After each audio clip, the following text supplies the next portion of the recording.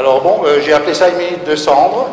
Comme on peut appeler ça une minute de poisson, n'importe quoi. Minute veut dire poêlée, gauche, droite, rapide. Hein, que ce soit une minute de steak, que ce soit une minute, c'est toujours, ça s'appelle minute. Alors naturellement, c'est flanqué d'une tranche de ventrèche. C'est le ventrèche où tu l'as. Voilà. Ventrèche, on appelle la copasse en italien. C'est un roulé de poitrine qui a été assaisonné, pas fumé, mais séché. Voilà. Alors bon, ça, nous l'avons grillé au départ au four, hein, pour pouvoir le flanquer naturellement après sur la gare au moment du dressage. Ensuite, naturellement, le micrio. Hein, ce micrio, c'est un beurre de cacao lyophilisé qui sert éventuellement à resserrer tous les pores. J'ai préparé une crème, j'ai fait un bouillon de volaille qui est réduit, hein, avec une crème fleurette, c'est-à-dire une crème à 35% de matière grasse. Vous la cuisez et bon, vous n'allez pas faire un fond de volaille systématique, mais vous pouvez utiliser, disons, le produit dérivé, le bouillon cube, magique, Nord, etc., etc. Voilà. Ensuite, donc les radis, les fameux radis. Donc on a émincé. C'est pas émincé, c'est coupé en allumettes. D'accord. Surtout pas émincé, c'est-à-dire il faut une certaine, disons, une certaine épaisseur pour pouvoir qu'il reste croquant. Hein. D'accord. Hein, et c'est le fait de le servir croquant. C'est pas le servir bouilli. Voilà. C'est-à-dire une purée de céleri. Ensuite, je vois de la ciboulette. Voilà, ça, cette ciboulette ciselée, elle va rentrer en dernière minute dans cette préparation qui va être faite naturellement on va faire fondre l'oignon. Ensuite, on va juste ébouillanter nos radis et on ne va pas les mettre au froid justement parce qu'en principe, quand on fait des légumes verts, tous les légumes, on les rafraîchit, on les stoppe à la minute dans de l'eau glacée. Surtout ne jamais faire ça avec ça. C'est une éponge. Alors on va ébouillanter dans de l'eau salée, légèrement salée, et on va le mettre en passoire. Je vais faire fondre mes oignons, et ensuite mes oignons fondus, je vais rajouter directement mes radis. C'est un jus. C'est le jus qui va accompagner un peu, mais naturellement accompagner très légèrement, parce que c'est très corsé, c'est un jus de volaille qui a été dégraissé à fond. Ensuite, naturellement, bon, j'ai mis l'ail d'ours qui se trouve dans nos forêts. Hein, il y a une période au printemps où on la trouve. C'est une feuille qui ressemble au muguet. D'accord. C'est trompeur, hein. Mais par contre, vous le sentez à l'arôme. Et alors? Ça sent l'ail. Ça sent l'ail.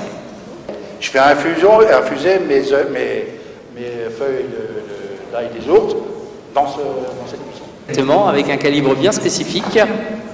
Oui, il faut une certaine grosseur. Les ébouillanter, ça s'arrête là. Voilà, là on égoutte. Voilà, on égoutte. Hein.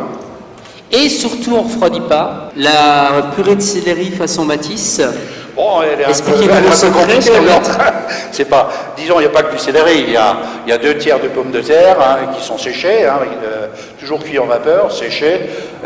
Ensuite, on fait confire les céleris d'un côté avec de l'oignon et un peu de truc. Hein, et on fait confire tout ça, on passe au cutter.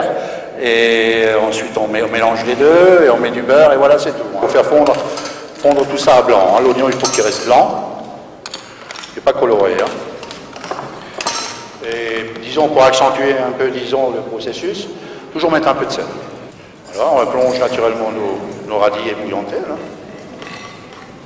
Alors, donc on a blanchi les oignons avec le beurre, et là, donc on fait revenir donc les fameux radis dedans. Voilà.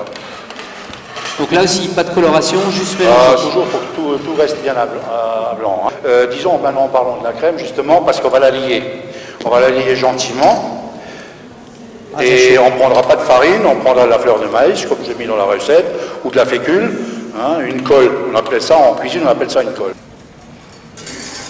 Donc là, il ne faut pas monter en ébullition. Ici, on est obligé de monter à ébullition hein, pour la liaison. Hein. Le radis, il est croquant, il se casse sous l'ongle, et c'est là qu'il faut l'enlever. Hein. Très important. Yep. Notre crème, elle est liée. Ouais, la liaison est très bonne. Là, on a intérêt, disons, à enlever tout ça, de refroidir un peu tout ça. Donc, on ajoute on va ajouter la crème. Donc là, l'important, c'est que ça reste croquant. croquant. Maintenant, vous pouvez rajouter votre ciboulette, c'est pas un problème. Ciboulette. Voilà. Ce poisson qui est préparé, vous voyez, il a une certaine épaisseur, il est très fin, pas trop gros. hein, pour qu'effectivement ça aille très vite. Bon, il faut lever les filets, effectivement, les désarrêter et essayer de le couper dans ce sens-là. Mike, donc il va les paner. Il va les paner donc voilà. Avec ce fameux beurre de cacao. Voilà. Et on y va. Hein.